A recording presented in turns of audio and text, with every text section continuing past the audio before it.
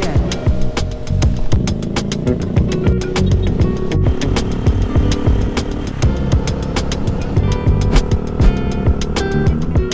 Hello and good morning, weekend. We're back from Pulag. Ay, ang saya sa Pulag. Nagpunta kami ng Pulag ni YD with some friends. Magabihan kami ng minor package. Sa Alpha Mills, At yan ang gabi. Kala ko, when you climb up, kakain sa 3 days. Pero kaya naman pala ng weekend lang. We-schedule din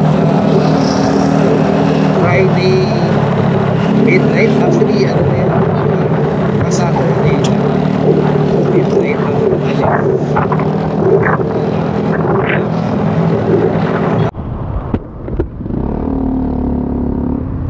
Yun, midnight kami umalis dito sa Pampanga. And pa Baguio kami, going to Ambangeg. Saglit lang, siguro nakaalis kami, yun nga no, mga past midnight. Umabot kami o dumating kami ng Ambangeg at around 5:30. So ganun lang siya kabilis pala. So when you get there sa Ambangeg 5:30, ano, antay ka hanggang alas 8 para magbukas yung DNR office. Kahit weekends yan, syempre dahil may mga climbers, bukas sila. And they do the registrations there at saka yung orientation. Ayan. Galing nung nag-orient. Siguro they've been doing that for so many times na, no? For years and years na. And ayun, nakakatuwa yung orientation. You learn a lot from the orientation pa lang. You learn a lot about Mount Pulag, about hiking in general. Ayan. Tapos may mga reminders sila paano natin mapanatiling maganda yung Mount Pulag. And unlike other syempre speakers na medyo sawa na sa ginagawa nila paulit-ulit, ito speakers natin, kudos to you ma'am, no? Naputol yung kwentuhan natin kanina. I was saying yung orientation nila dun sa Mount Pulag DNR Center sa may Ambangeg, kahit madalas na nilang ginagawa, hindi sila nawawala ng enthusiasm ba? Oo, hindi routinary yung spiel nila doon. Nakakatuwa. Kudos po sa inyo, sa staff ng DNR sa may Ambangeg. Ayun, so after no orientation, akyat na to the ranger station sa may Kabayan, Benguet.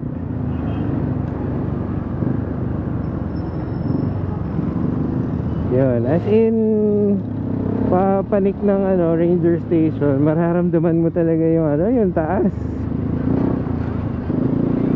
Sobrang taas eh. Kailangan ng malakas-lakas na van or sasakyan para dun. Tapos yung mga daan may time na lang, pang-isahan lang. Exciting. Pero dun sa Kabayan ranger station, meron dun parang ridge kang maaakyatan, overlooking na siya across the other mountain ranges. And pag sinuwerte ka, may makikita ka na sea of clouds.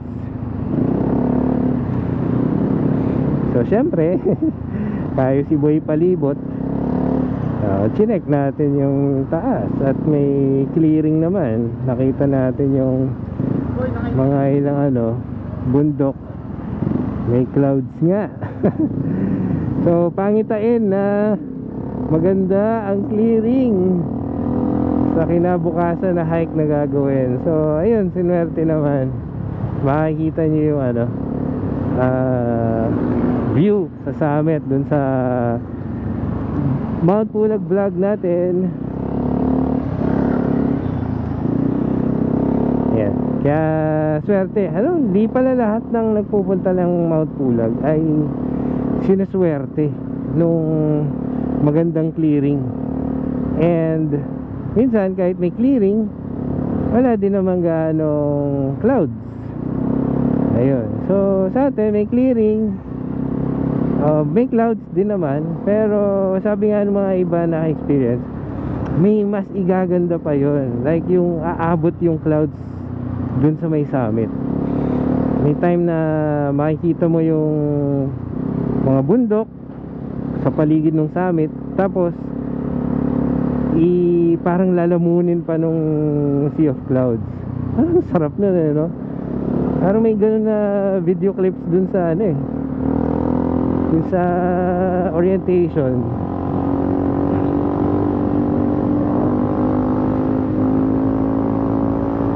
Kaya saya.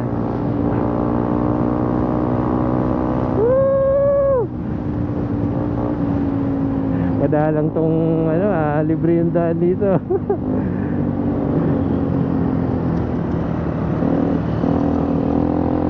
Alright. So after registering sa ranger station, ideally you will have your lunch na also doon, para pagdating mo ng check-in time sa homestay, which is malapit lang naman doon, so baba lang ng konti ng ranger station. Yung sa amin na homestay, pinili namin yung Babans homestay. So parang isang compound siya na napakaraming tuluyan. And at the backyard nung homestay na yon, may carrot farm, vegetable farm. Kaya while waiting for the hike to start at midnight, pwede kang matulog muna, and pagising mo, explore ka ng konti dun sa farm. Picture ka na dun. So yeah, sarap nung experience dun. Check-in time pala is usually around past 12. Kasi syempre yung mga naka-check-in the day before, babalik pa lang sila from the climb to ng Pulag. Tapos syempre mag-fresh. Ang ganda mo, Pulag. Nakakamiss na ulit Ang sarap ng klima doon. Gusto mo na malamig, gusto mo na mainit. Pero grabe yung tubig. Paghandaan nyo yung tubig at saka yung paghila mo sa pagligo nyo doon, ay sus Mariosep. May heater naman sa homestay, pwede ka rin naman magpainit ng tubig. Pero kami wala nang init-init ng tubig. Diretso bukas. Ay no joke, hindi lang siya yung bastang lamig. Hindi, parang freezing temperature as in mangangatog ka talaga pag binuhos mo sa katawan mo. Si Mrs. nga, ginawa niya, nag-init siya ng tubig, tapos nung gagamitin niya na, sasali niya na sa tabo, lumamig na agad. Nakatindi, nawala na yung init. So pa maganda doon na panoorin ay yung sunset. Siyempre hindi nyo yung magagawa dun sa kung katulad ng schedule namin yung sa inyo, hindi nyo na yun ma-experience yung sunset sa may Pulag Mountain, kasi bababa na kayo by before lunch so ang sunset ninyo ay sa homestay, doon nyo siya makikita. Ayan, pili lang kayo ng magandang spot dun sa homestay. Along the road naman may mga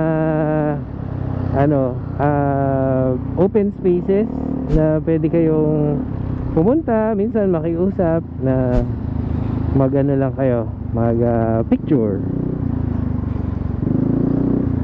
So ganun na nga yung ginawa namin.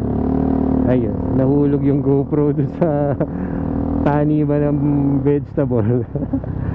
Pero saya. Dun sa homestay nakapag-try kami nung fresh na carrot, fresh pick na carrot, na lettuce, romaine lettuce. Iba yung gulay nila dun. Yung carrot nila parang mansanas eh. Ang tamis. Ayun. So dun sa Mount Pulag vlog natin,